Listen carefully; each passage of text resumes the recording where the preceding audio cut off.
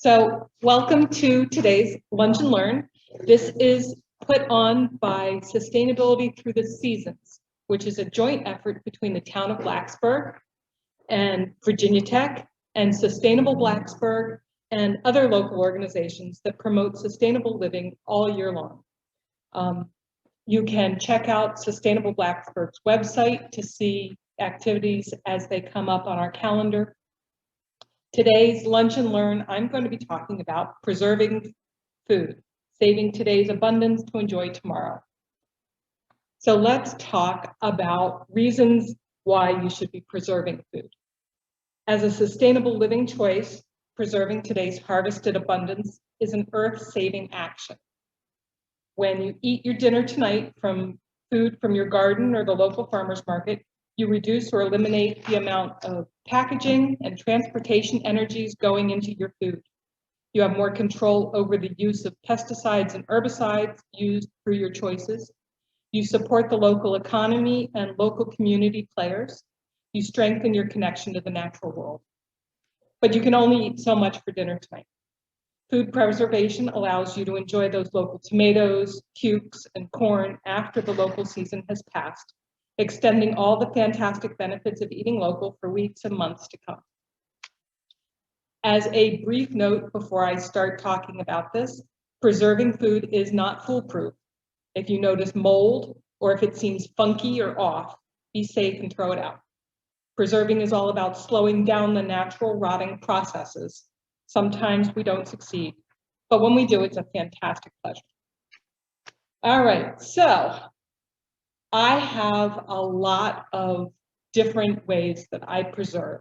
I'm not going to talk about canning because you may or may not have heard canning is very popular these days. Last year, people really got into canning, and as a result, canning jar lids are hard to come by.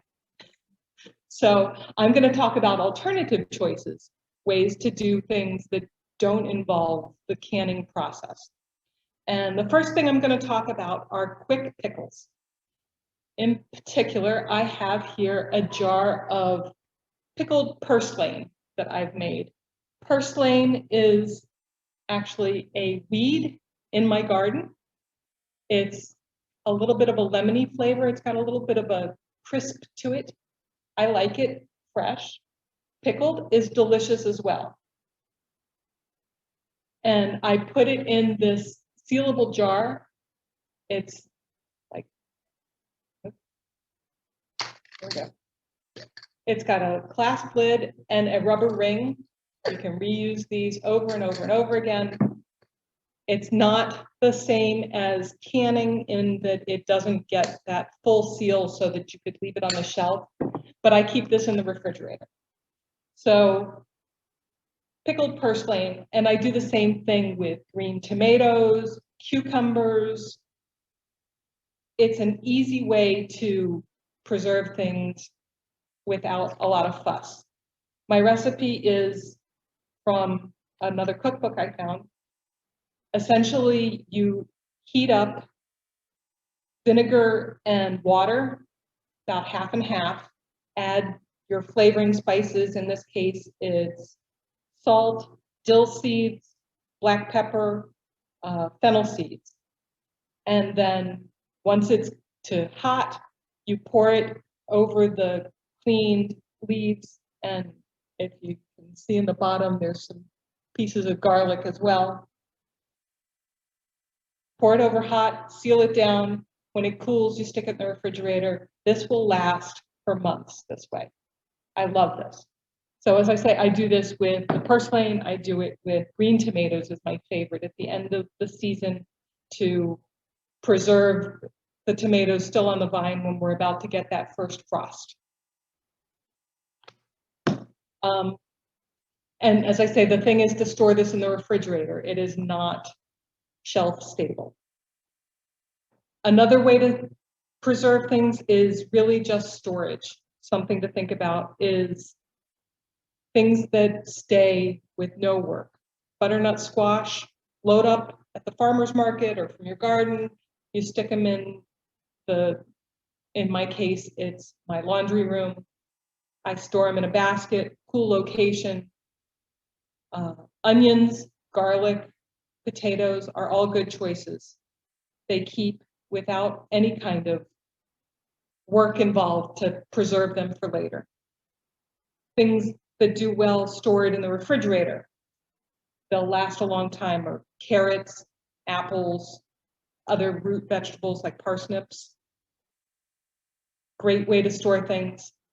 And then another one is dried beans. I grow in my garden drying beans, like black beans, pinto beans, and they mature to drying stage. I spread them out on a tray just to make sure they're fully dry, stick them in a jar, and it's just like buying them from the store, except they taste way, way better grown inside in my yard. So that's another way to store for the winter. Now I'll go on to another refrigerator freezer concept, and that's jams.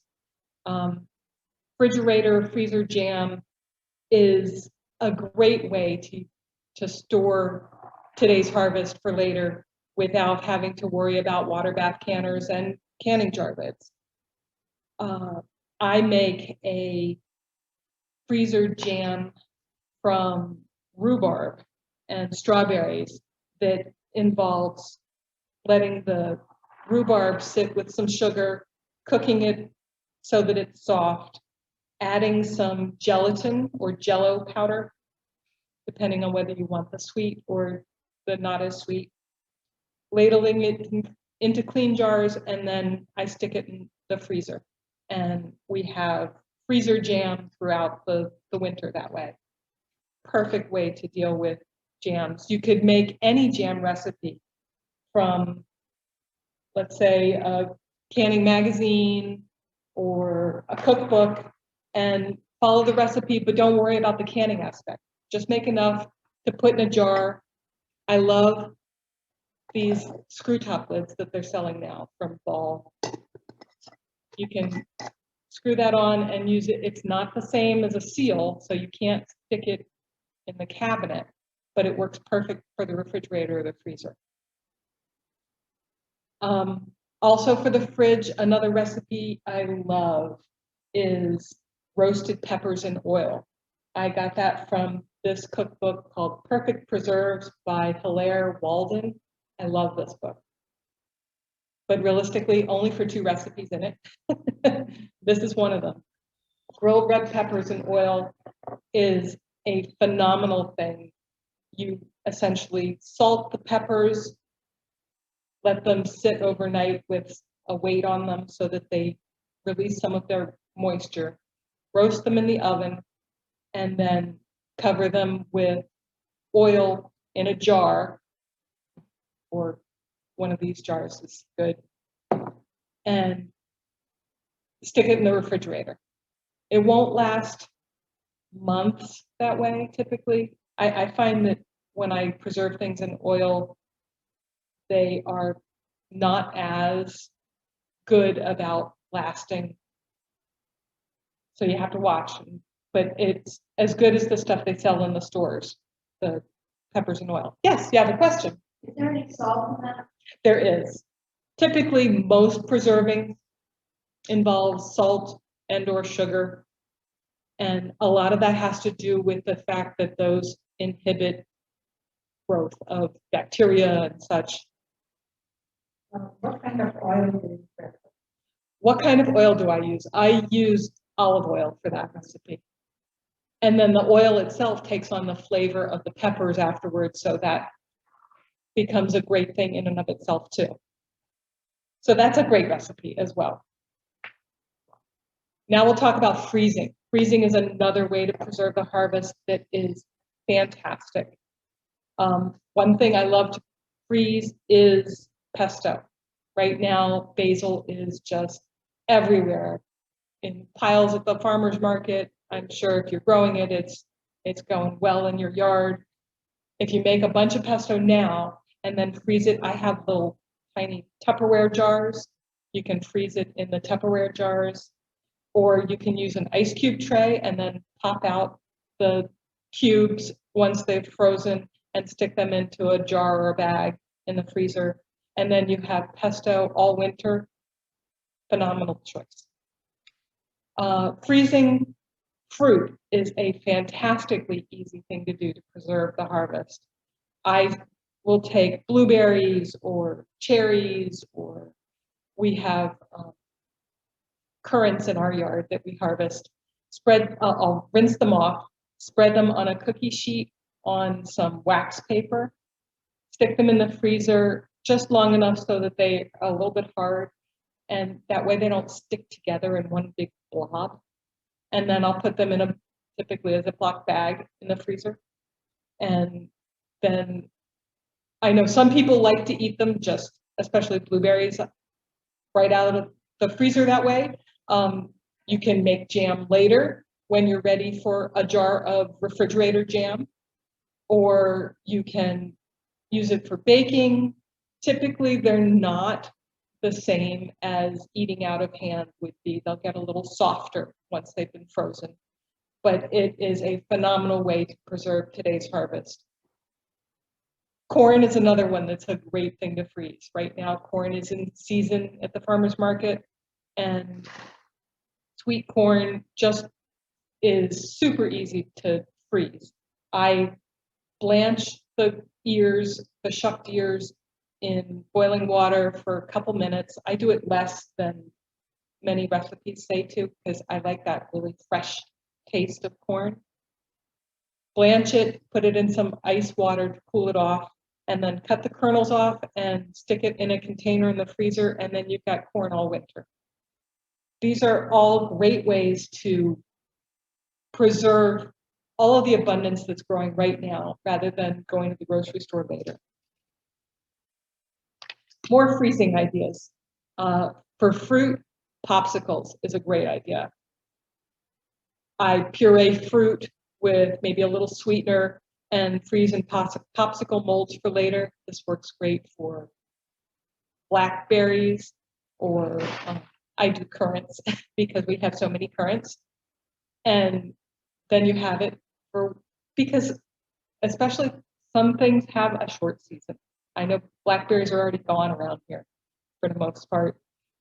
Well, not the ones that the professional, but the wild ones in my yard are gone. They lasted not so long. So then you have fruit for later. Another thing to freeze is tomato sauce. Tomato sauce is super easy. You make whatever your favorite sauce is and you stick it in the freezer in jars. I will say again, one of my favorite recipes in this cookbook is for a roasted tomato sauce. And that one requires typically like the smaller paste tomatoes. I like the Juliettes from the farmer's market or from my garden. Cut them in half. I pull the seeds and the watery stuff out of each tomato. Spread them on a cookie sheet with some cloves, some thyme, some rosemary, a little bit of salt and pepper, and a little bit of sugar, and then spread olive oil liberally over it. Put it in the oven, a hot oven, for about 20 minutes, and then lower the oven and let it sit in the lower oven till it's almost like mush. And then because it's in oil, it isn't something that you could even can if you wanted to, but it freezes super well. I slide that into a container, stick it in the freezer for later, and I'll tell you, one of my favorite things is having that in the winter with some mozzarella cheese and some pasta. Phenomenal. So I recommend that.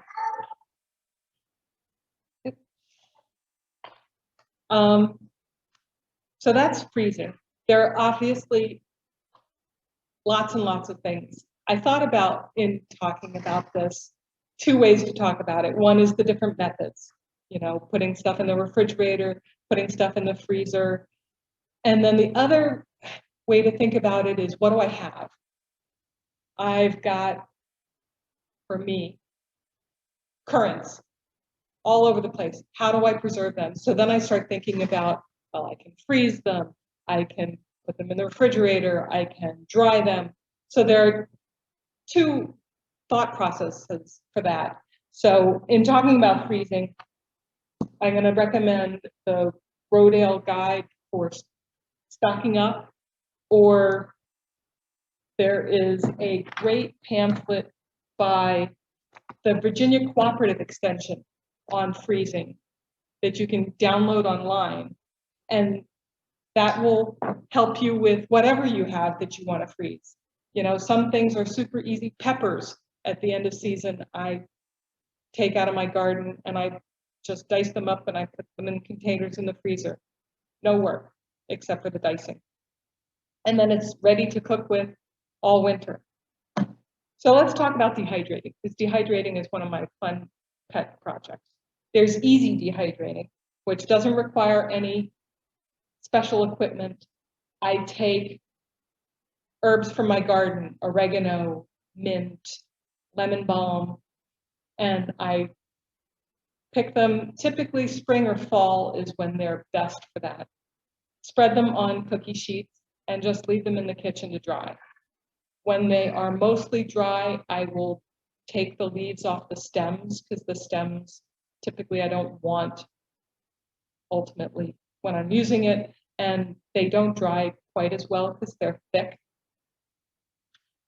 And then once I have just the leaves separated from the stems, I'll let it dry a little more. Sometimes I will, if it doesn't feel really crispy dry, I will stick it in a toaster oven that I had turned on and it's now off, to just do that last finishing bit, and then stick it in a jar and label it and date it so that you know, and be aware that when you use your own herbs that you've dried, they are a much more vibrant flavor typically than the store-bought herbs. So you may want to use less because of how much fresher they are than what's in the store. I will tell you a funny story talking about easy dehydrating. Typically you want herbs to be warm to dehydrate. So I thought, well, what's warm? The inside of my car is warm.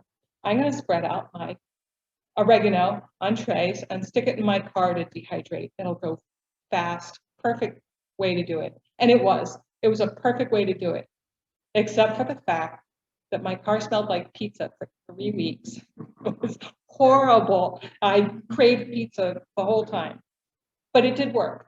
And I've never bought oregano since I've been growing it and drying it myself. This lasts all year. So that's herbs, the easy way, with just spreading it out and letting it air dry. Some people will tie them and hang them in the kitchen or someplace to dry. That's another option. I find that this way I can spread it out and it'll dry faster. But if you're looking to do more dehydrating, a dehydrator, and I'm going to move stuff here a little bit. A dehydrator is an awesome purchase. Somebody just asked me at the beginning. This one is the Snack Master Junior Dehydrator from American Harvest. I've had this for quite a few years. It has separate trays.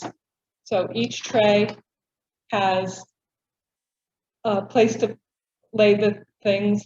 I also have, this is a fruit leather tray, and I have the special smaller mesh for smaller things. And you just stack them up and run it. And it is fantastic. Fruit leather is super easy. I have fruit leather here that I've made that is strawberry rhubarb. Essentially, it's slightly cooked rhubarb, because rhubarb's a little hard otherwise. Cooked up with a little bit of sweetener and fresh strawberries pureed with a blender, spread on the tray that has a little bit of oil just so it won't stick to the tray, and run the dehydrator until it is like the store-bought fruit leather.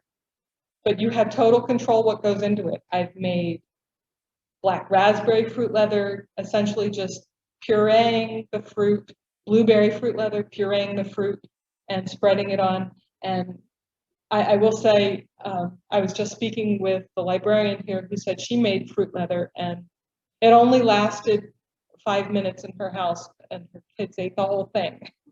So it may not be a preserving method so much as a cooking method, but for me, it lasts a while. Another favorite thing I love in the dehydrator is dried tomatoes.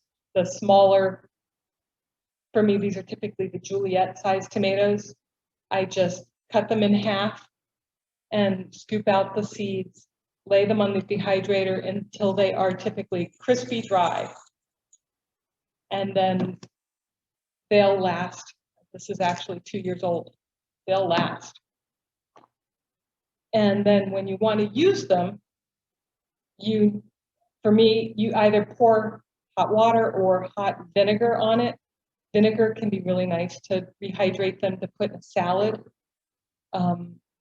Water if I'm going to put it in some pasta or add to a sauce.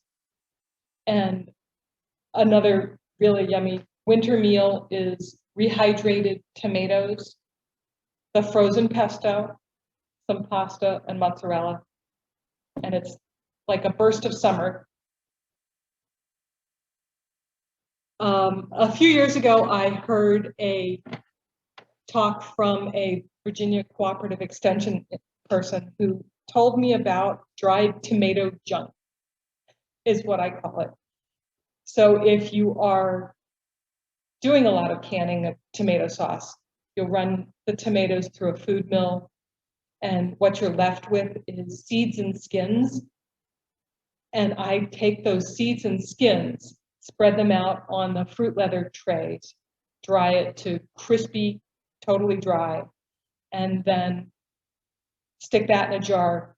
And when I'm ready to think about using it, I will take my food grinder, which is a coffee grinder that has never seen coffee, so it doesn't impart that coffee flavor. Grind up this seeds and skins dried stuff, and it's like using tomato paste. It's got that intense tomato flavor. And I'll do either mixing it with ground beef as part of like a taco seasoning, or throw it into sauce as a substitute for tomato paste. And I thought that was just a great idea. And that kind of process, I think, works really well for preserving stuff too. If you're doing, let's say, canning peaches and you have peach skins everywhere, you can dry those peach skins and then powder them as well, and then you could put them in ice cream or smoothies would be a great way to use that. Dehydrating fruits is also a fantastic thing to do. Spreading out, just like you would spread out the blueberries or the currants or the cherries on a tray to put in the freezer, you just spread them out on the trays here, run the dehydrator, and it depends on what you want. I have dried currants that have gotten to the point of truly hard dried, and they last forever just in a jar on the shelf. I have also dried currants that are still partially moist. They take up less space in the freezer this way and go great into muffins. You could do that with blueberries or cherries, muffins or quick breads, but these won't stay on the shelf because they still have that moisture in them. So you have to store them in the fridge or the freezer, depending on how long you're going to keep them. Apple slices, of course, is a very traditional dehydrated fruit. Slicing up apples, I like to dip them in a little bit of fresh lemon juice, each slice, dry them on the trays, because it gets that little bit of tang to them. And that is one of my favorite foods ever. Simple, easy things. And then I was talking about the tomato junk. Food powders in general, you dry, let's say, pieces of carrot or pieces of celery. I have strawberries that I've dried, and then you run them through the food grinder and you make tomato, or you make powders. This one is a beet powder from dried beets. I have the celery powder and then the strawberry powder. And especially the savory ones are fantastic for dips or cheese spread, putting in soup, and using instead of seasoning mixes. The strawberry powder is fantastic with whipped cream. It's like melted ice cream. So there are lots of ways to use the food dehydrator. And again, it depends on what you have in abundance. These are the things, obviously currants are a big thing in my yard because we have them, and tomatoes because I love tomatoes. And the celery actually I am doing because a friend of mine had a huge harvest of celery and wanted help. So I helped her dry her celery, and it made just a ton of powder and flaked leaves for the winter. But you may have something different. Maybe you grow lots of green beans. And so you have to look for good recipes for either freezing or try dehydrating. To me, it's all about finding ways to preserve that fantastic harvest, to take what's abundant right now, like go to the farmer's market and somebody's selling a box of Seconds peppers for a great deal. Take home the peppers and then you think, okay, well, maybe I'll dehydrate some peppers, maybe I'll freeze some peppers, maybe I will do that roasted peppers and oil recipe, so that you're eating all of this wonderful fresh produce into the winter. I would suggest looking for some good books as a general resource. Obviously, I love this one. I rely on my Rodale's as my go-to how do I.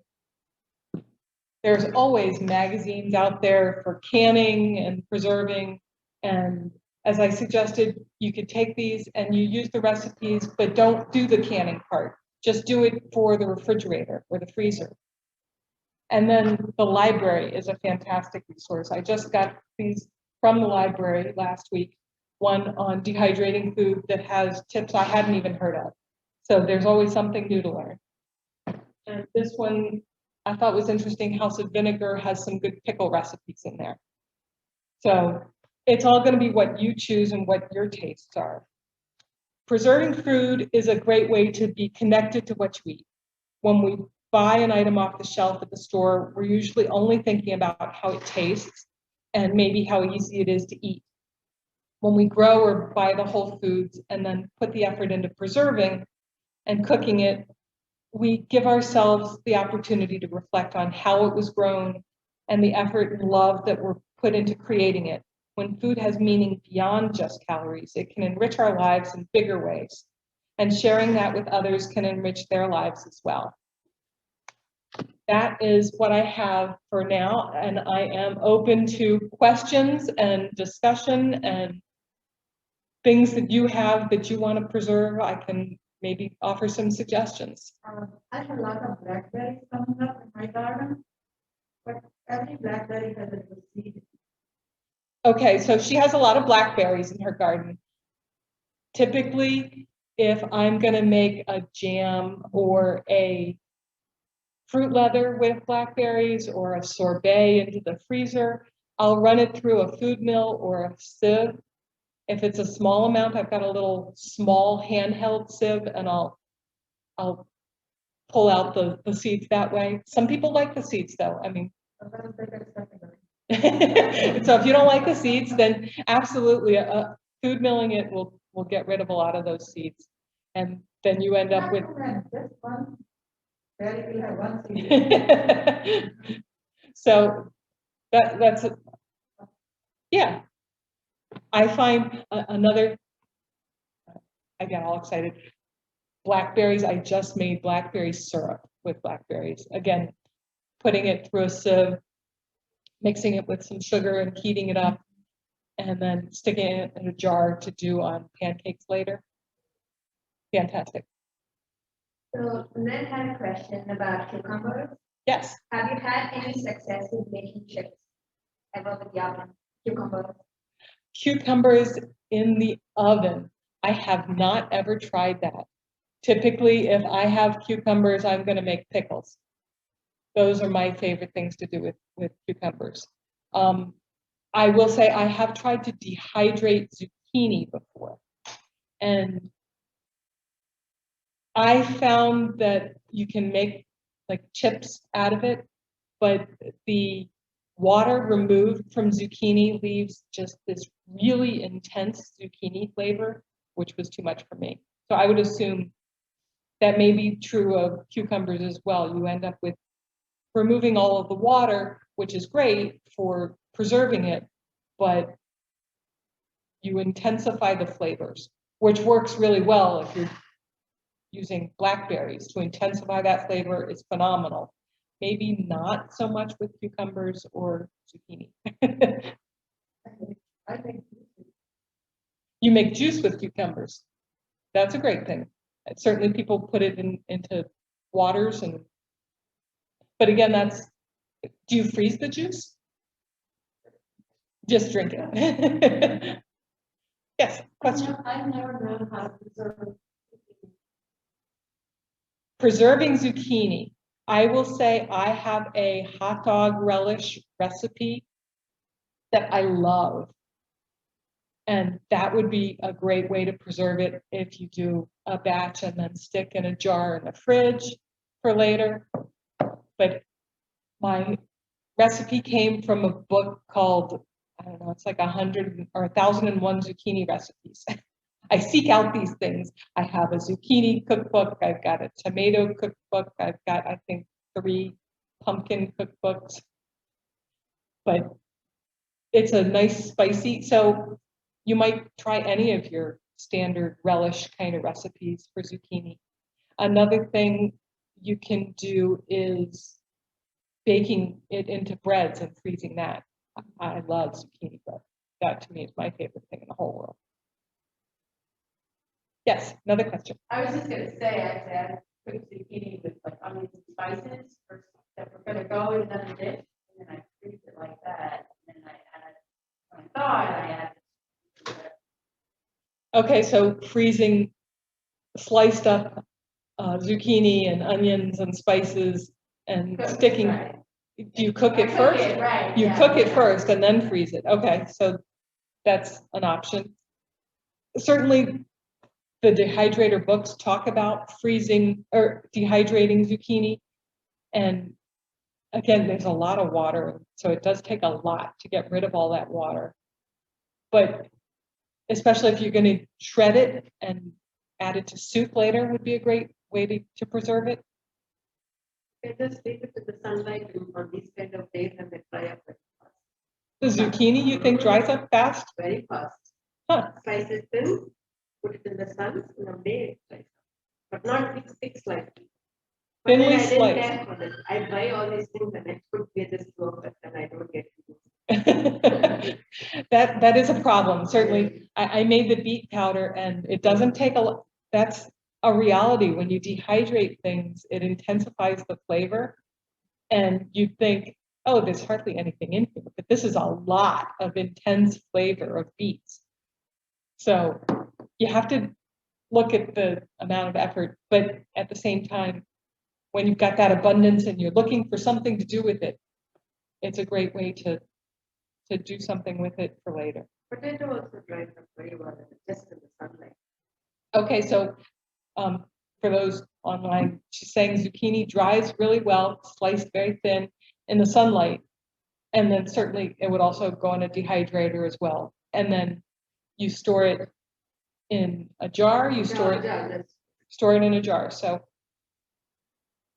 you can dehydrate it, and it certainly is an option out there. Have you had good success with the dehydrator outside? Oh, yes, thank you. So in using the dehydrator, something to be aware of, I have dehydrated onions in the past, which is a great way to preserve onions if you don't want to, especially longer term, because onions will store for a while and then they won't. But you need to not dehydrate onions inside your house because it will really make the onion aroma last forever in your house. I can attest to. I stick the dehydrator outside for at least that first few hours of releasing its aroma. But then it's kind of like those dehydrated onions that you get at the store. It gets that different, almost sweeter flavor to the onions. Yes, another question. Yes, I've got a lot of shallots this year, and I've been drying them. First I tried outside, and then I read online that they should not be in the sun. So then I brought them inside on like not a fancy dryer, but just old like screen. And I keep trying them, and I can't tell when they're really ready to stop drying. You know, but the skins are staying on, and I think that's not a good thing. Good. So you're trying to dehydrate shallots. Yeah, not dehydrating, but just pure. Cure shallots. Oh, okay. But I don't know how long that takes. I've been doing it for like a month now. I don't feel they're ready. And I don't know, I'm such a novice at it, I don't know. A friend of mine has had onions in the past that she's been trying to cure so that they'll store well, and she blows a fan on them for days on end. And I find I haven't cured. I'll set out my onions from my garden on racks just for a couple days, just to make sure that the dirt on the outside is all dry, and that first layer of skin is dry, and then I just stick them in my basement in a basket so that it gets some breathing room, and I think they last. I know it's not ideal, but I think they last pretty well. I need a backup base. Or cool space. I know, being in an apartment, there's no cool space. Sure, if you're in an apartment, I get it. No cool space. So, And certainly you don't want to close it up. You don't want to stick it in something to keep cool. But another thought would be, if you're not having success with onions or shallots, storing them in room temperature, lots of people slice them up and stick them in the freezer, and they last very well that way. And then of course there's dehydrating, which would be another option to really take all that moisture out so that they last. I have a suggestion. Every year with get to the end of the season and I have a lot of peppers, I just cut them in half and make stuffed peppers. And I freeze those. And then I forget about them. And then in the spring, it's like, oh my God, these are so delicious. That is a great thing. So for those online, Mary was suggesting that at the end of the season, she cuts her peppers in half and makes stuffed peppers and puts those in the freezer and then loses them in the freezer until spring. And it's a wonderful discovery. That is definitely something I would strongly recommend if you're going to do a lot of preserving, especially a lot of different methods like I do. Is it's best to be diligent. Keep a list of what you've got and when you did it, because otherwise you're just like, what are these? When did I do these? How old are these? I forgot all about them, or something goes bad, and then it's all that effort wasted. You don't want to do that. So a list, especially for the freezer, is to me essential, so that I know I have 3 bags of blueberries sitting in there ready for my favorite blueberry cobbler later. Absolutely.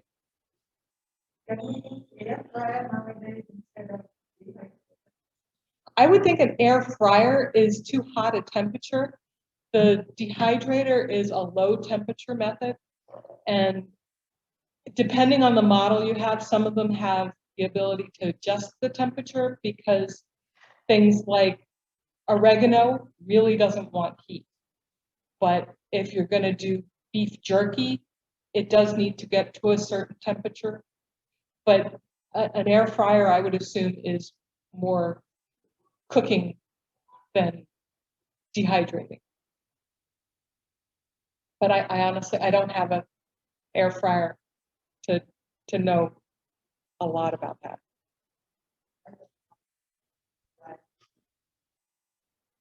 How about our, I don't know if they were saying. okay, another favorite thing. I get a lot of tomatoes and I get fried potatoes, talk about here and there, but and I found this recipe by Vivian Howard.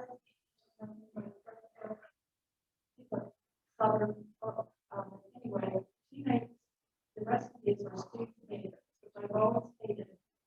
We've not come out until I tried this recipe, and they're so delicious that I just make those up, freeze them in containers, and then my favorite thing to be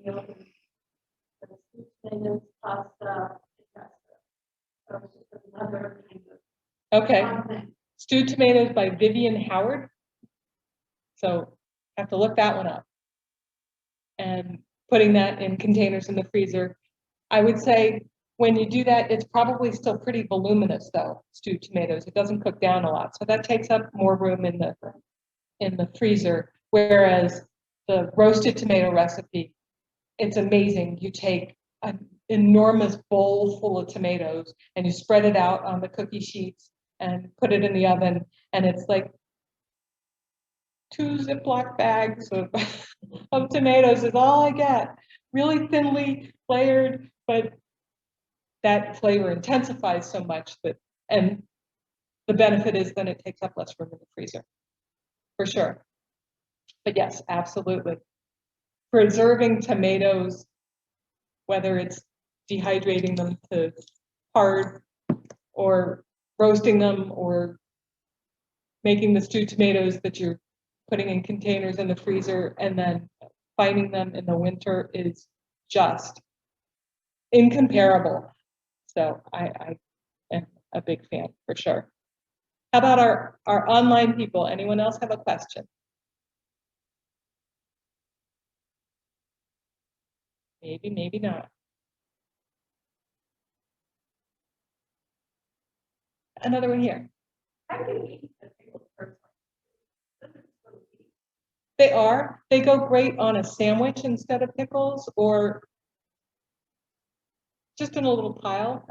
It's pickled leaves, but they're tasty. Yeah. And Never seen anything like that. yeah, and so the leaves are definitely small, but they've got some substance to them, so it's not like eating, let's say, a pile of dill. But yeah, it's tasty. I came across that recipe and I had read the recipe from a library book. And I was just like, oh, that's kind of fun. And then we got this huge first lane harvest, and I was just like, oh, what book was that? And I had to go back and figure out and search through the library for that book again. And I checked it out and I made the recipe and I was just like, okay, I need to actually make a copy of that page because that was a fantastic recipe. It's my favorite. And I find it really interesting that most cookbooks, even if they're not preserving cookbooks, have a section either at the end or maybe toward the beginning of things like quick pickles or relish or canning recipes, that everybody wants to share these preserving methods because preserving is a long tradition we have of lasting our harvest beyond today, because this idea of going to the grocery store and being able to buy whatever you want whenever you want it is pretty new. That we didn't used to have that. Yes, absolutely. Last year when we did not go to the grocery store so much, it was a godsend having things on the shelf and in the freezer from our garden and the farmer's market. And I will do a little bit of a plug. Oh, I was supposed to do an intro of myself and I didn't do that. I'll do that now. So I am Brenda Springer. I am the treasurer of Sustainable Blacksburg. I am also on the board of the Blacksburg Farmers Market. So I am a big advocate of farmers markets. And I am clearly very, very food focused. I spend a lot of effort and time playing around with food, I guess is a good way to put it, with the dehydrator and canning and pickling and freezing and fruit leathers and all sorts of good stuff, because I find that it is both enjoyable and so satisfying knowing where my food came from. Being able to say, I grew these and I'm going to have them in the winter, even though the season for currants is a few weeks in June. So, and they taste better, and absolutely, and for that matter, you can't actually get black currants like that in the store. Or I grow shelling peas and I stick those in the freezer, and I love peas in the winter from our garden. Having that connection to food, I think, is an important thing. Another thing I'm going to mention before we lose everybody is that these lunch and learns are every month through sustainability through the seasons. And the next lunch and learn is August 25th at noon, which is a Wednesday.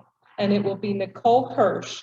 The topic is Plant Southwest Virginia Natives Campaign. So that should be an interesting topic as well. If there